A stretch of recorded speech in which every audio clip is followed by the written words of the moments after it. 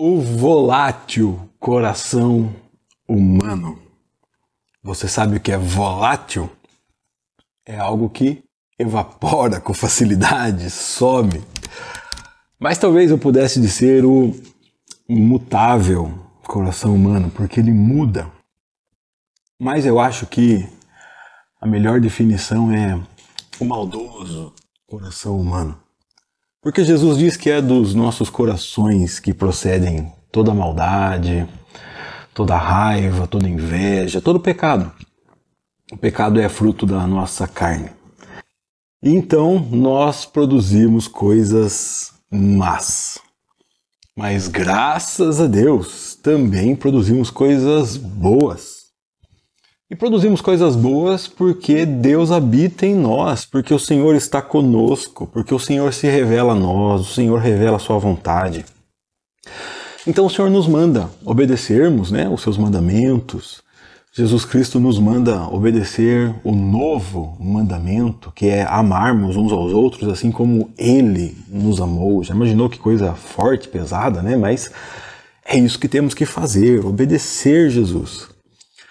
Apesar de sabermos disso, o nosso coração vacila, Nossa vida vacila entre obedecer e desobedecer. Obedecer e desobedecer. E às vezes que ficamos tristes com nós mesmos é porque desobedecemos. Às vezes que ficamos tristes com os outros é porque eles falharam e desobedeceram. Às vezes que magoamos uns aos outros e brigamos uns com os outros é porque a desobediência da lei de Deus, da vontade de Deus, da vontade do nosso Senhor reina.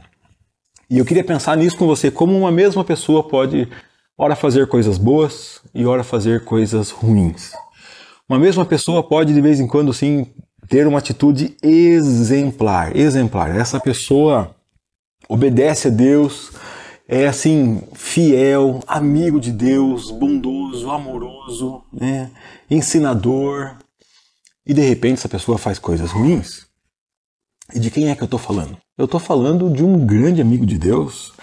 Eu estou falando, quando eu falo ensinador, eu falo do maior escritor dos nossos salmos, do maior compositor assim, das belas poesias sobre Deus, o nosso rei Davi.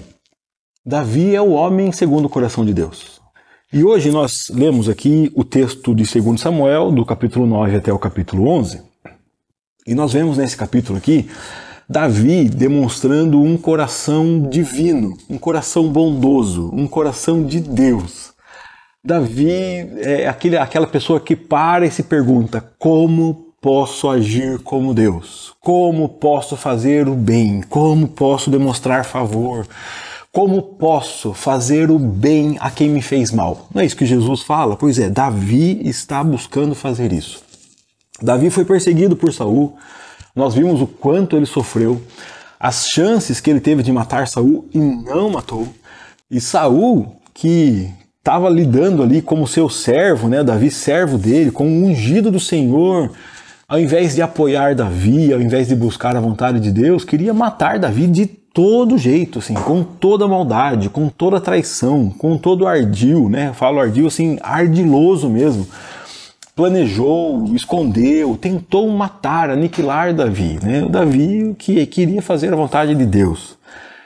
Mas depois Saul morre, não é pelas mãos de Davi, os filhos de Saul morrem, e nós vemos aqui no capítulo 9 do segundo livro de Samuel, Davi para e pensa assim: como eu posso demonstrar amor à casa de Saul? Como eu posso? E eu quero demonstrar amor à casa de Saul porque o meu grande amigo Jonatas era filho do rei Saul, e eu quero demonstrar amor à casa do meu perseguidor. Então ele manda pesquisar, Existe um sobrevivente, acham lá um rapaz que foi servo de Saul, e ele diz: existe um sobrevivente, um filho de Jonatas, chama Mefibosete, alguém que tinha vivido às margens da sociedade, sem bens, sem propriedades, sem riqueza, alguém que tinha vivido com uma limitação física complicada, que ele era aleijado das duas pernas. Então, imagina a situação desse rapaz. Embora fosse filho de um ex-rei, ele não podia nem falar isso, que é possível que os soldados o matassem, né?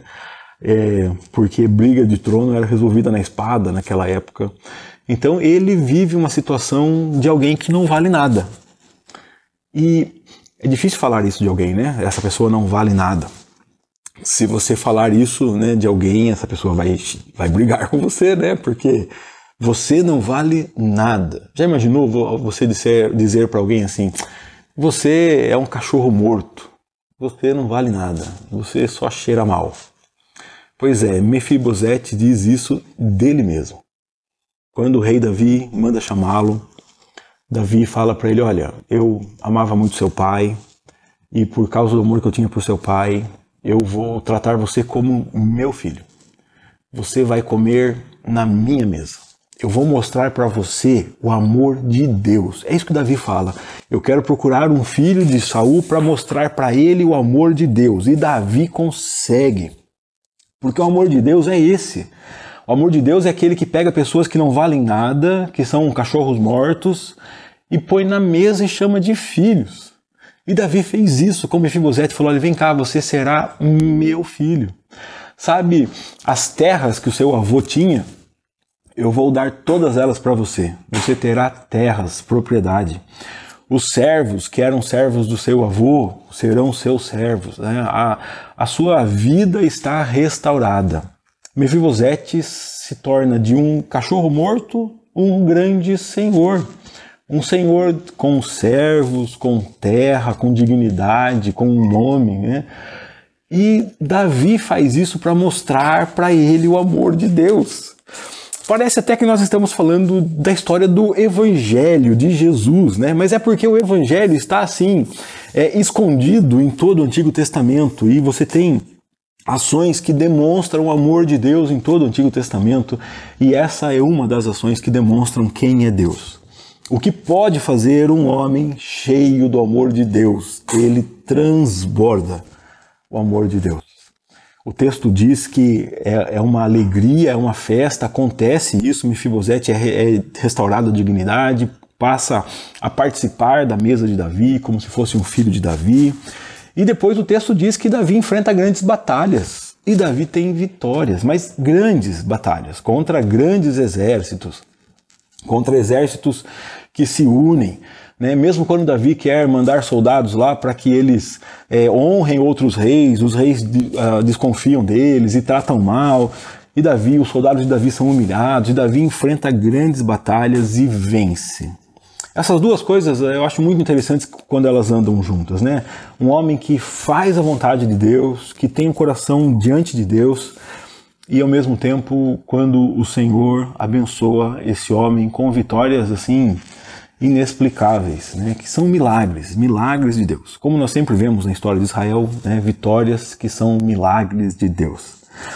Mas eu estou falando da maldade do coração, de um coração volátil, de um coração mutável, né? De um coração que muda de fase A para fase B tão rapidamente, porque nós temos que entender que por mais que acertemos, por mais que façamos a vontade de Deus, sempre a tentação da nossa carne de fazer o que é errado, de inclinar para o mal, estará batendo aqui, ó, na porta do nosso coração. Sempre, sempre, sempre. E nós sempre, mesmo tendo acertado 1000 vezes, você venceu 1000 vezes, mas a tentação vai bater e ela só precisa te derrubar uma vez. Só uma vez. Uma vez assisti um filme de um policial e o policial disse que ele ia pegar o bandido, porque o bandido precisava que a trama desse certa todas as vezes para ele conseguir fugir. E o policial precisava que seu plano desse certo uma única vez para prender o bandido. E eu vejo que da mesma forma, o pecado é o policial da história aí.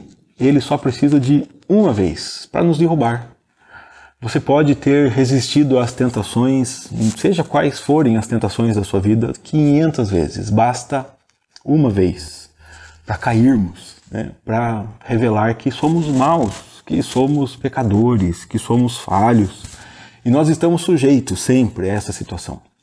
Eu falo isso porque o final desse texto é a história mais triste da vida de Davi.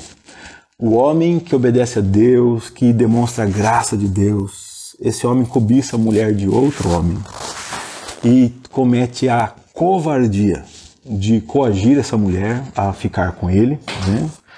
Um rei que manda mensageiros chamar uma mulher na rua e se deita com ela, a Bíblia diz exatamente isso, né?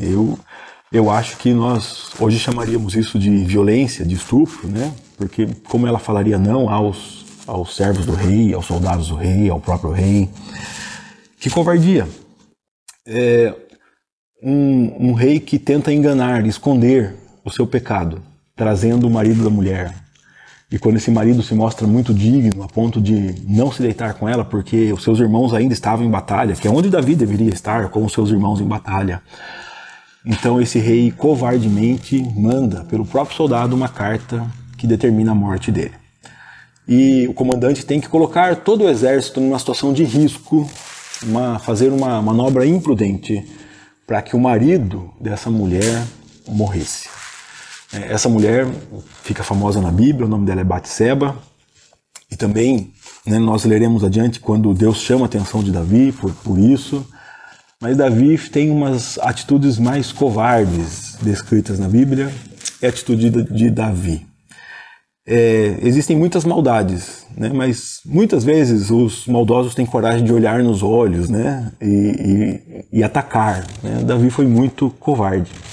Um homem que representa o coração de Deus, no capítulo 9, e que um capítulo à frente é covarde, né? É muito covarde.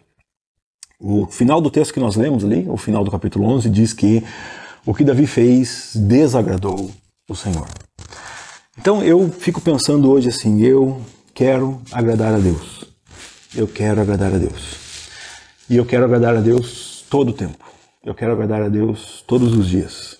Eu peço a Deus que me livre, porque eu sei que a minha tendência, o meu impulso é desagradar a Deus.